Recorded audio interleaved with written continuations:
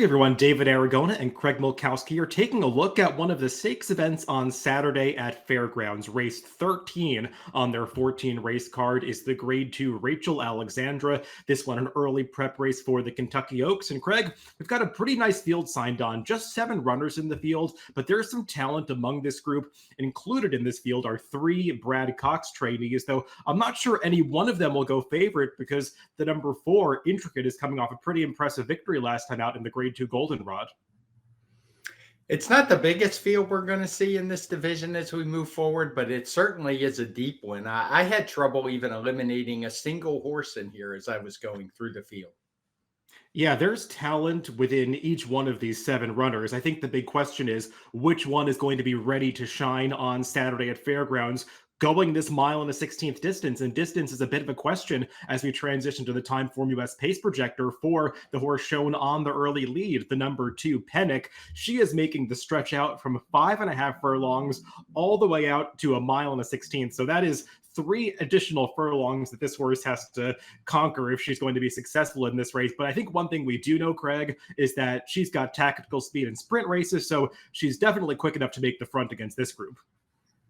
It would be pretty surprising if she doesn't make the lead in here, unless it's a tactical decision not to go to the front.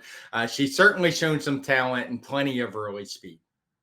Yeah, you see the number 7, West Omaha, is shown last on the pace projector. Not sure that she's naturally a deep closer, but I think that just speaks to the fact that a lot of horses in this race possess very similar running styles, but you do want to note that she is the horse who has the LP flag, indicating that she has the highest Timeform US late pace rating in the field. So if that leader comes back and it causes the pace to fall apart a little bit, perhaps she'll be the one that's finishing strongest at the end.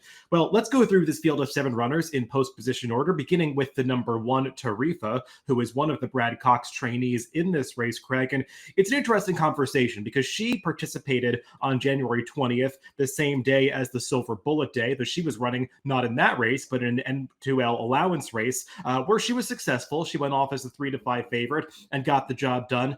Probably had to work a little bit harder for that victory than the price might have suggested, because the second place finisher that day kind of spurted away from her at the top of the stretch and looked like Tarifa was going to have to settle for second until Florent Giroux angled her inside of that leader and was able to pick her up coming to the finish line.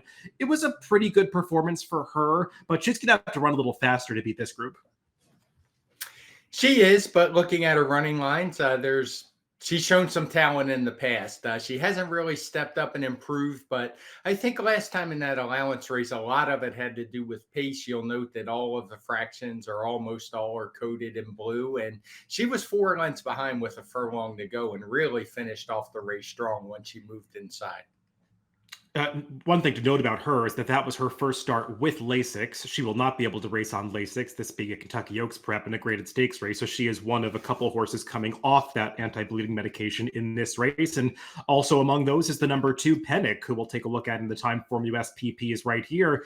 And Craig, this filly's done nothing wrong in her career. 2 blowout victories. They've come pretty far apart, I think 8 months apart. The first victory came at Woodbine all the way back in May of her 2-year-old season. We didn't see her for a long time after that, but she returned for a new trainer last time at Fairgrounds. That was an off-the-turf affair, so maybe you want to question the quality of that field a little bit, but she certainly was visually impressive. She didn't get away that well, was locked in behind horses early, racing keenly, but once she found a seam, she burst through at the top of the stretch, showed a nice turn of foot to put that field away fairly easily, and improved her Timeform US speed figure the way that you would want to see a horse do, with routine improvement from their 2-year-old to 3-year-old season. But this stretch out is pretty daunting.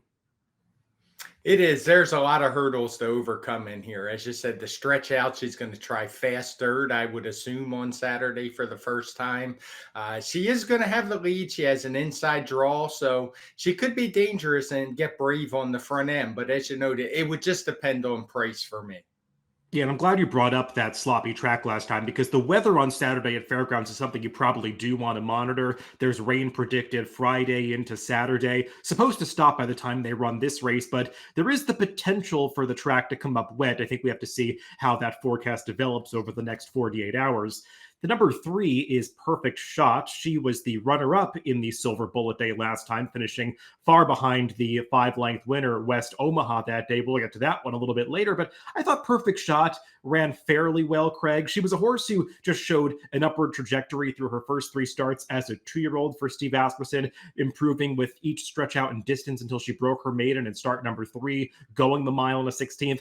I liked the way she finished up that day. While she didn't improve from a Timeform US speed figure standpoint last time, she was coming back off a 2-month break, just getting her 3-year-old season started. I thought she showed good professionalism, rating in the pocket behind the pace, and she was following the eventual 4th place finisher into the stretch.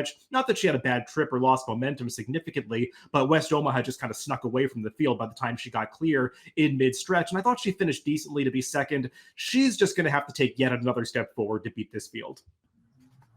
I'm glad you mentioned the trip because, yeah, it seems to be a good trip. She saved ground, but she did get shuffled back a little bit in there. And I think by the time she got clear, the race was already over. So maybe that race was a little bit better than it looks. And I wouldn't hold the 93 speed figure against her. It looks like a regression, but as you know, she's still going to have to take a step forward.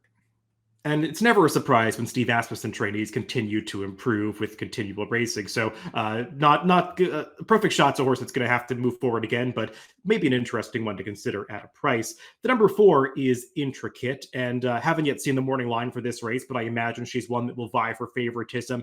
Craig, she went off at 6-1 in that Goldenrod last time and won like a horse that deserved to be a heavy favorite the way that she dominated that field. And looking back, I think her maiden win at Keeneland 2-back was maybe more impressive than that speed figure might have suggested at the time, because that was a pretty slow-paced race, and she really had no chance to run a fast number that day, given that she was rating in behind those fractions that were really slowing down in the middle portions of the race. But once she found a clear seam at the top of that short stretch, she put that field away fairly easily, and we saw the same thing happen, except with a faster pace last time in the Goldenrod, where she rated kindly in behind horses, found that room at the top of the stretch, and just ran away from that field like added distance is definitely her friend. That 103 Timeform US speed figure arguably makes her the horse to beat coming in here. And I've been watching some of her recent workouts, and she appears to be training very well coming into her 3-year-old debut for trainer Brendan Walsh.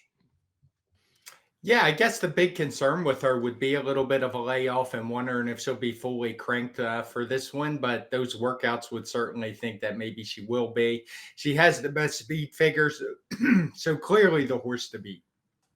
Yeah, and just being specific about one of her workouts I watched on February 3rd, she was paired with older 4-year-old Banishing, who is an allowance quality horse they've tried in stakes before, and she outworked that horse to my eye. So that's a real vote of confidence in a 3-year-old filly to pair her with an older male like that. Just seems like Intricate might be doing well coming into this race. The number 5 is Alpine Princess. She is another of the Brad Cox trainees in here, and she is coming off a victory at the very end of her 2-year-old season in the Untappable Stakes. She got to the front end, was able to back down the pace a little bit, and just never really let anybody else get close to her, including her stablemate West Omaha, who was trying to make that run at her in the stretch, but Alpine Princess just had too much left in the tank that day. Now, her only poor effort, Craig, did come in her lone graded stakes attempt. That was in the Alcibiades all the way back in October, but maybe that was just a little too much too soon for a horse that was stretching out to the 2 turns for the first time. She's since improved, but she's done so with very good trips in her last couple of starts, and I'm concerned that she's not going to make the lead here with Pennick in the race. Yeah, she's a good horse. I mean, she did win 2-back from off the pace, or 1 lone effort. She kind of acted up before the race, or 1 poor effort. I think she's got a shot in here, but she's another that's going to have to take a step forward. And I suspect she's probably going to take some money just because of that beating West Omaha so easily the time before. The number 6 is Vivi's Dream, and we'll take a look at our lone replay of this preview at her Alcibiades 2-back. This is the race where Alpine Princess was no real factor, but Vivi's Dream did run very well in this race. That is her, the gray horse in the middle there, trying to fight back inside of Candide, who went on to win this race. But Vivi's Dream, this was yet another good effort for her. She had run well in each of the first 4 starts for career, Craig, and if she had been coming in off this effort, she might be the favorite in this race, though she ended her 2-year-old season season on a bit of a sour note, losing as the 1-5 favorite in the Rags to Riches last time. It was a sloppy track that day, so maybe that's the excuse. I think you could also point out that she had 3 races in the span of about 6 or 7 weeks at the very end of last year. Maybe Ken McPeak was just asking a little bit too much of her in a short period of time. Now she's at a freshening and seems like she might be coming back into her better form. She certainly had the speed figures to compete, as you noted. Her last was a disappointment, but it came over a sloppy track. It wasn't a great trip that day. She's been given some time off, so she can get back to those numbers she ran in the fall of her 2-year-old season. Yeah, she looks like a strong contender here. Yeah, I watched her workout too back, where she actually inadvertently hooked up with Saudi Crown. Was no match for that Brad Cox trainee, not a planned mate in the morning, but she was working with her male stablemate, Real Men Violin, and went better than that foe who is running in the Risen Star. So that's a good sign for Vivi's Dream getting back into form.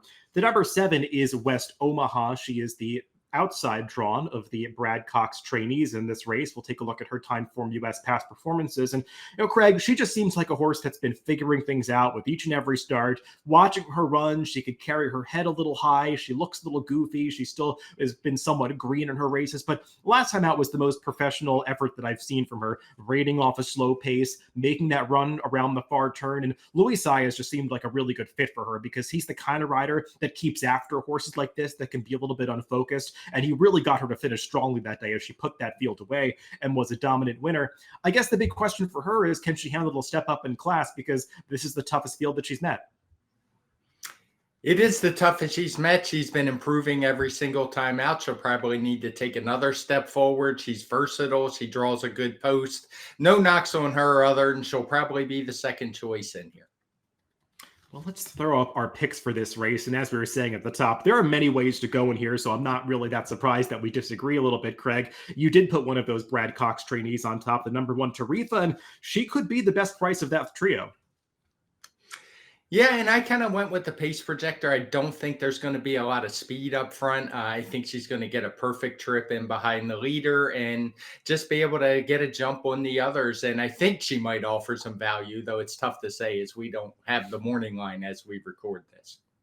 Yeah, I like that the 2 horses coming in off layoffs in this race. I think Vivi's Dream is going to bounce back, and she definitely has run races in the past to make her a competitor here. But the number 4, Intricate, I was just really taken with the way that she was finishing off her races at the end of her 2-year-old season, and I've loved the visual of her workouts coming into this race, so I expect her to put forth a good effort. Probably not going to be that big a price, but I just think she's pretty formidable in this spot. So the number 4, Intricate for me, and the number 1, Tarifa for Craig in the Grade 2 Rachel Alexandra on Saturday at Fairgrounds. Good luck if you're playing the races this weekend.